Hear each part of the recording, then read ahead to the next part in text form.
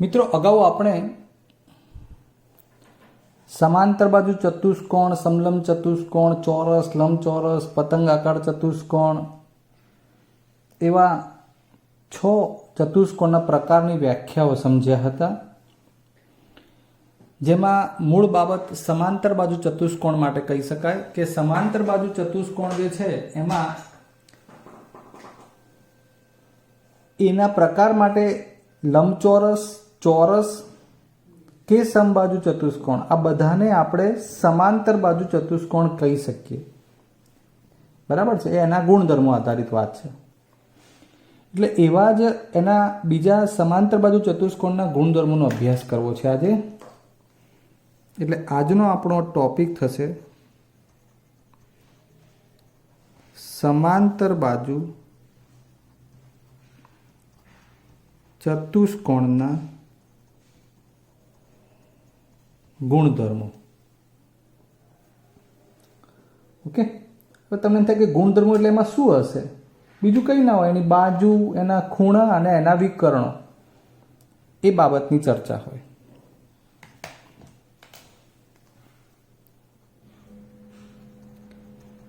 પ્રમેય 8.1 એવા ટાઇટલથી પહેલો ગુણધર્મ છે કે સમાંતર બાજુ ચતુષ્કોણનો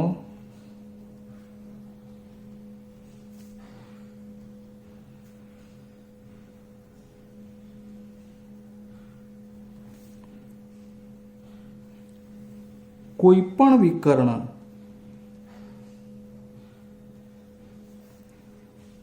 તેનું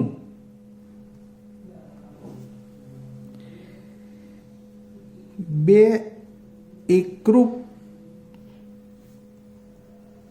ત્રિકોણમાં વિભાજન કરે છે. એટલે શું? આકૃતિથી બતાવું. આ સમાંતર બાજુ ચતુષ્કોણમાં આ વિકર્ણ બનાવ્યો છે મેં બીડી, એવો બીજો વિકર્ણ એસી પણ કહેવાય. ટાઇટલ અનુસાર શું કહે છે કે વિકર્ણ બનાવો તમે તો એનાથી બે ત્રિકોણો બને. આ એક એબીડી અને બીજો બીડીસી, બે ત્રિકોણ છે. બંને કેવા થાય? એકરૂપ થાય. ગમે તે પ્રકારના ચતુષ્કોણમાં નહીં, કેવા? સમાંતર બાજુ ચતુષ્કોણ હોય તો જ. એટલે અહીં આકૃતિ મુજબ ચતુષ્કોણ એ પણ સમાંતર બાજુ,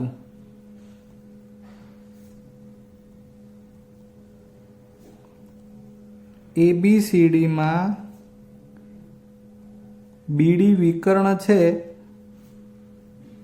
સીધું જ લખી આવે. બે એકરૂપ ત્રિકોણનો મતલબ જેથી ત્રિકોણ આકૃતિમાં જોવાનું તમારે એબીડી, આ એકરૂપનું નિશાન ત્રિકોણ ડીબીસી થાય. જે ગુજરાતી લખ્યું છે ને કે બે એકરૂપ ત્રિકોણમાં વિભાજન કરે, એનો મતલબ કે આ બે ત્રિકોણો એકરૂપ થયા, એવું સાંકેતિક નિરૂપણ મેં તમને બતાવ્યું છે. હવે બીજો નિયમ. ચલો મિત્રો, હવે પ્રમેય 8.2 જોઈએ. ખૂબ સરળતાથી સમજણ પડે એવો છે કે સમાંતર બાજુ ચતુષ્કોણમાં સામસામેની બાજુઓ સમાન હોય. આપણે વ્યાખ્યા અનુસાર તો એવું કહેતા કે જે ચતુષ્કોણમાં સામસામેની બાજુની બંનેની જોડ સમાંતર હોય અને સમાંતર બાજુ ચતુષ્કોણ કહેતા હતા. તો સાથે સાથે ગુણધર્મમાં એ પણ આવે છે કે જ્યારે તમે ચતુષ્કોણ સમાંતર બાજુ જોતા હો ત્યારે આ એબી અને સીડી જેમ કે સમાંતર છે તો સાથે સાથે એ સરખા માપની પણ થાય. એટલે એ બાજુઓ સમાન હોય એવું પણ કહેવા માંગે છે. અર્થાત આ ઉપરના ચતુષ્કોણ માટે લખવું હોય તો આપણે એ બાબત કહી શકીએ કે માટે અહીં એબી અને સીડી જે સમાંતર પણ છે અને એ સમાન પણ બને. એવી રીતે એડી અને બીસી જે સમાંતર પણ હોય અને સમાન પણ હોય. ક્યારે? સમાંતર બાજુ ચતુષ્કોણ હોય ત્યારે. હવે કંઈક એનું પ્રતીપ વિચારો. પ્રતીપનો અર્થ પહેલા સમજી લો. પ્રતીપ એટલે શું? કે જેમ અહીં આપણે એવું કીધું, સર પ્રતીપ માટે સીધી વાત કરું કે જો કુકડો બોલે તો સવાર પડે. બરાબર છે? આનું ઉલટું શું થાય કે જો સવાર પડે તો કુકડો બોલે. બસ એ એનું પ્રતીપ વિધાન થયું. એવું અહીં કેવું હોય તો અહીં આપણે 8.2 પ્રમેયમાં એવું કીધું કે સમાંતર બાજુ ચતુષ્કોણ હશે તો સામસામેની બંને બાજુઓ સમાન હશે. ઓકે, એનું ઉલટું એટલે પ્રતીપ કેવું હોય તો ચતુષ્કોણમાં સામસામેની બાજુઓ જો પ્રત્યેક જોડ એની સમાન હોય તો એ ચતુષ્કોણ સમાંતર બાજુ ચતુષ્કોણ હોય. હવે તમને એમ થાય કે આમાં સાહેબ શું નવું બીજું લાવે? મિત્રો, નવું તો બરોબર છે, પણ સમજો આ કેમ જરૂર પડે જ્યારે તમે સાબિત કરો કે ના ભૌમિતિક કૂટ પ્રશ્નો ઉકેલતા હોવ ને ત્યારે તમને અંદર એવું આવતું હોય કે આ ચતુષ્કોણ સમાંતર બાજુ છે એવું સાબિત કરવાનું થતું હોય. તો ત્યાં એ સમાંતર બાજુ સાબિત કરવા માટે બાજુના સંદર્ભમાં તમારે એની સામસામેની બાજુઓ સમાન થતી હોય ને એવું અંદર સાબિત કરવાનું થતું હોય. એટલે આ ટાઇટલ એટલા માટે અગત્યના છે કે જો કોઈ ચતુષ્કોણની સામસામેની બાજુની પ્રત્યેક જોડની બાજુઓ સમાન હોય તો તે સમાંતર બાજુ ચતુષ્કોણ થાય છે, બને, હોય, આ બધું કહી શકાય. ક્લિયર? એટલે 8.2 અને 8.3 બંને એકબીજાના પ્રતીપ થશે. સમાંતર હોય તો સામસામેની બાજુઓ સમાન થાય, એનું પ્રતીપ સામસામેની બાજુઓ સમાન હોય તો એ ચતુષ્કોણ સમાંતર બાજુ થાય. હવે આગળ જુઓ મિત્રો, પ્રમેય 8.4 સમાંતર બાજુ ચતુષ્કોણમાં સામસામેના ખૂણા સમાન હોય. અહીં આ ચતુષ્કોણ ABCD સૌથી પહેલા તો તમને એ તો ખબર પડવી જોઈએ ને કે સામસામેના ખૂણા કયા. તો આ A એની સામેનો ખૂણો C, આ બે સામસામેના ખૂણા સમાન હોય. આ D અને એની સામેનો ખૂણો B. તમને ખબર પડે છે આમાં હું શું બતાવું છું? એક સરખી નિશાની બતાવું છું. જુઓ બરોબર, જ્યાં એક સરખી નિશાની બતાવું છું એનો મતલબ કે એ બે ખૂણા સમાન થાય. A અને C સમાન થાય, B અને D. ક્યારે? જો આ સમાંતર બાજુ ચતુષ્કોણ હોય તો. એટલે અહીં સમાંતર બાજુ ચતુષ્કોણ ABCD હોવાથી ચતુષ્કોણ ગુણધર્મો ભણી રહ્યા છીએ એટલે ખૂણા વિશેનો ગુણધર્મ આવ્યો.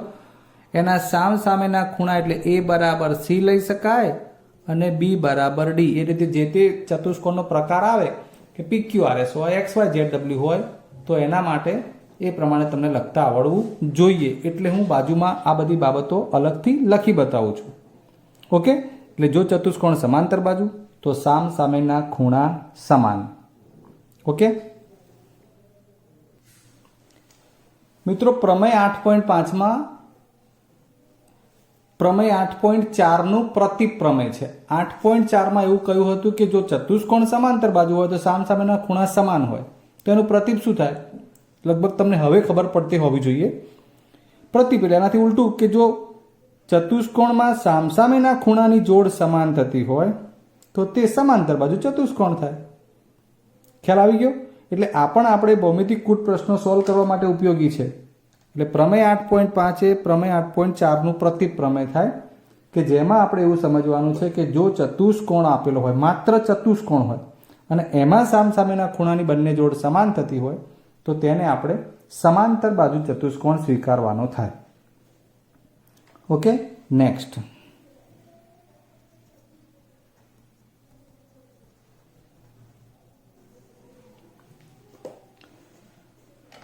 હવે ખૂણા વિશે અને બાજુ વિશેના ગુણધર્મો પત્યા. હવે આવશે વારો વિકર્ણનો. તો સમાંતર બાજુ ચતુષ્કોણ ના વિકર્ણો પરસ્પર દુભાગે છે. આકૃતિથી સમજીએ. મિત્રો, આપણે આગળ વાત કરી કે પ્રમેય 8.4 અને 8.5 બંને પ્રતીપ હતા. ખૂણાના સંદર્ભમાં વાત હતી. હવે આપણે વિકર્ણોના સંદર્ભમાં વાત કરતા હતા. તો એ સમજીએ. આ ચતુષ્કોણ ABCD જે સમાંતર બાજુ ચતુષ્કોણ છે એ સમાંતર છે એવું આપણે લીધેલું છે ને હવે એના વિકર્ણો બનાવીએ તો આ એક વિકર્ણ બને AC અને બીજો વિકર્ણ બનશે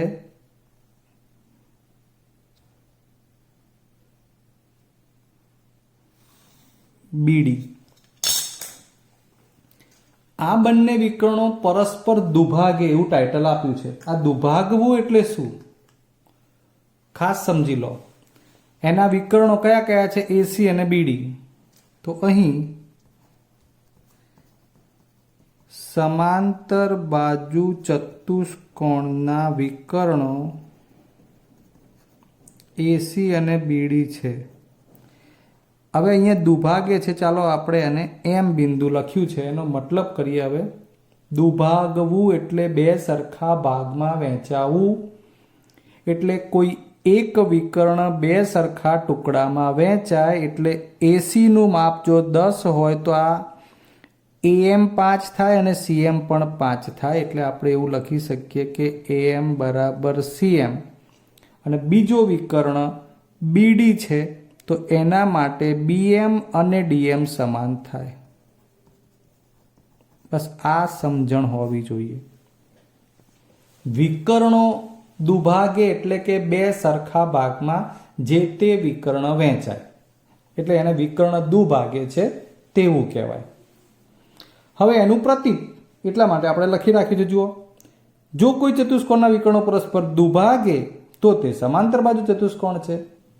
એટલે સાબિતી વખતે તમારે આવું ટાઇટલ આવે કે જ્યારે અહીંયા વિકર્ણો દુભાગે છે એવું મળે ત્યારે તમે કહી શકો તો પછી આ ચતુષ્કોણ સમાંતર બાજુ ચતુષ્કોણ હોય.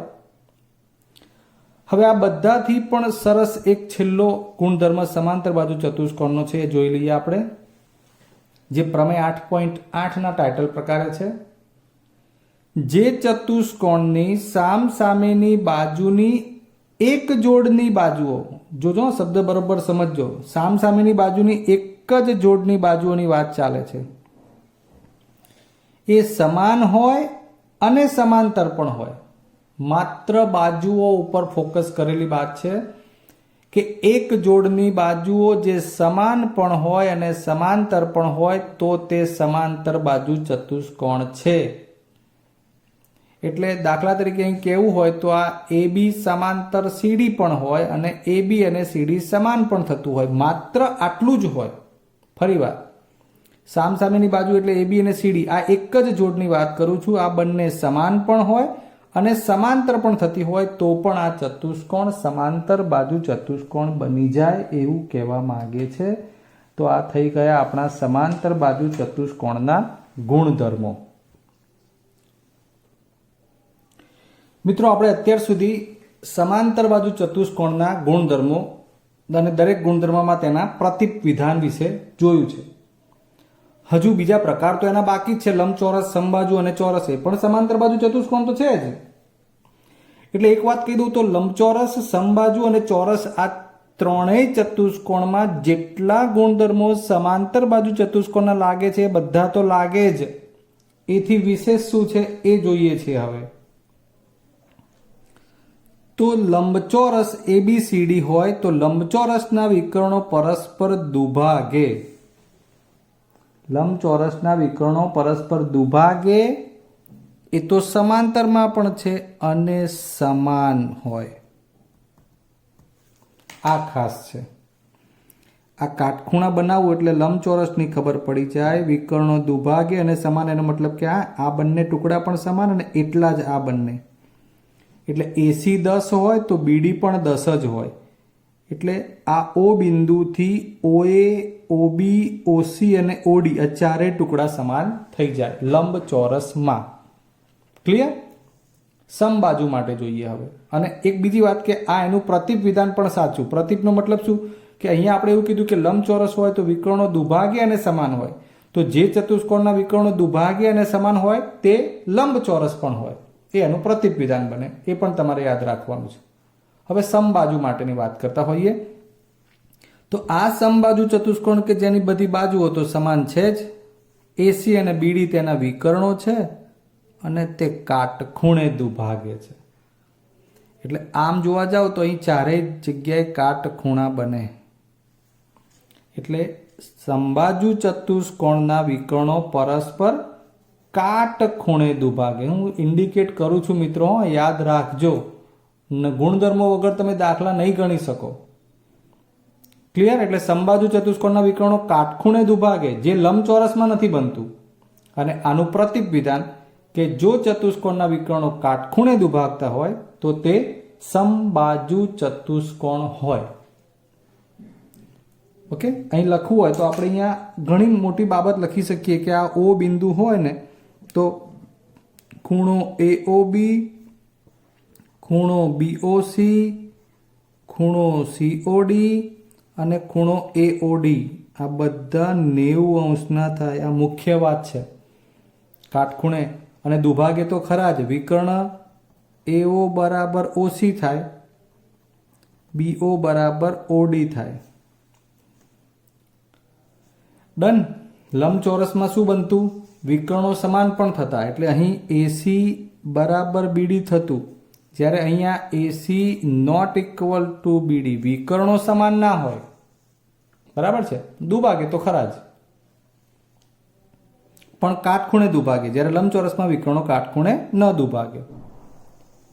ગૂંચવાતા નહીં, એક એક બાબત અલગથી હું સમજાવી જ રહ્યો છું. ચોરસની વાત કરવી છે. ચોરસમાં તો મિત્રો તમે જુઓ ને તો જુઓ, બધી બાજુઓ સમાન,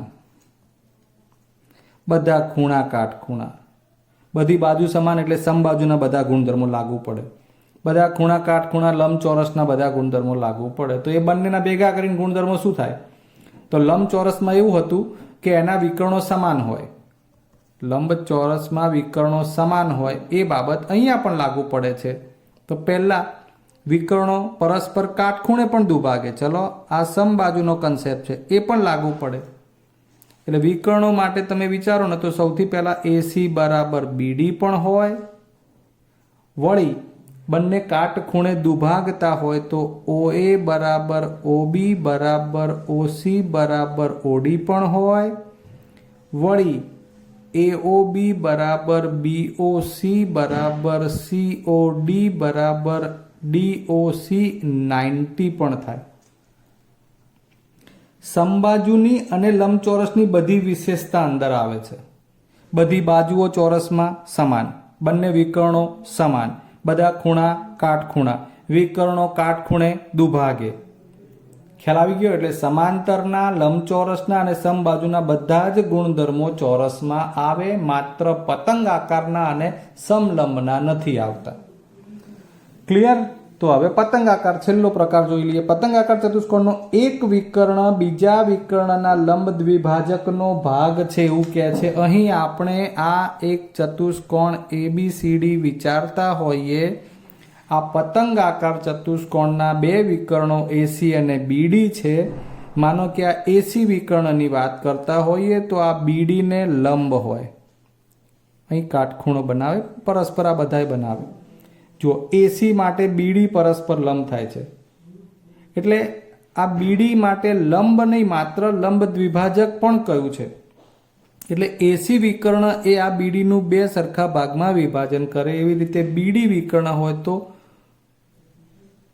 બે સરખા ભાગમાં વિભાજન તો નહીં થાય, પણ ત્યાં આગળ આપણે ત્યાં લંબ છે એવું ચોક્કસ કહી શકીશું.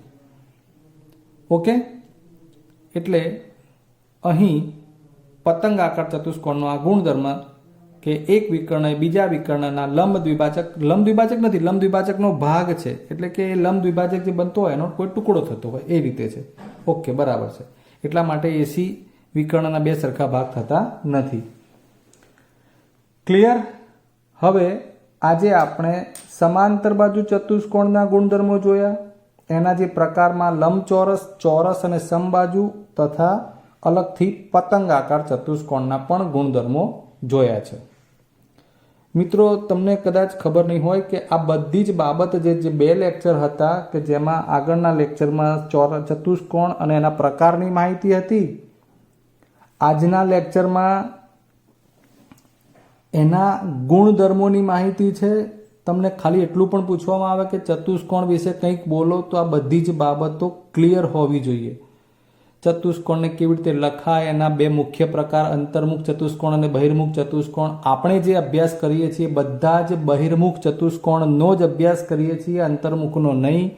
તો બધા જ બહિર્મુખ ચતુષ્કોણમાં એના પ્રકાર પડ્યા. એ પ્રકારમાં સમાંતર બાજુ શું છે, સમાંતર બાજુની અંદર એના પેટા પ્રકારમાં બીજા એના ગુણધર્મો હોય તેવા લંબચોરસ, ચોરસ, સમબાજુમાં શું છે. એટલે આ બધા જ ગુણધર્મો તમારા ક્લિયર હશે તો જ તમને દાખલા આવડશે. પાક્કી વાત છે મિત્રો. પ્રમેયની સાબિતીમાં પણ આપણે આ ગુણધર્મનો ઉપયોગ કરવાના છીએ, જે પ્રમેય સ્વરૂપે આપેલા જ છે. એટલે એકનો આધાર બીજા ઉપર હોય જ છે, બરાબર છે. એટલે બધી જ વસ્તુ સરસ મજાની આ જે મેં તમને જે ચતુષ્કોણ ABCDથી સમજાવ્યું એ તમારે ચતુષ્કોણ PQRS અને ચતુષ્કોણ XYZW થી જાતે પ્રેક્ટિસ કરવાની. આ બધી જ બાબતો માટે મેં જે વિશેષતાઓ લખી છે, જેમ કે આ બધી ABCD પ્રમાણે લખી છે, તમારે એવી PQRS અને XYZW પ્રમાણે જાતે લખવાની. એનું લેસન પણ તમારે માગ્યું હોય તો વોટ્સએપ કરવાનું હોય અથવા લેસન કરવાનું હોય. એટલે એ તમારું જોડે જોડે આ લેસન થઈ જ ગયું છે, આમાં બીજા કોઈ લેસનની જરૂર પણ નથી. ઉપરના બંને આગળના લેક્ચરમાં પણ એવું કરી શકાય ને આમાં પણ એવું કરવાનું છે. ઓકે, એટલે એક ચતુષ્કોણ ABCDની મેં માહિતી આપી છે, તમારે એ જ પ્રમાણે PQRS અને XYZ પ્રમાણે ફોલો કરવાની છે. આવતા લેક્ચરે મળીશું, ત્યાં સુધી રજા લઈએ. જય હિન્દ.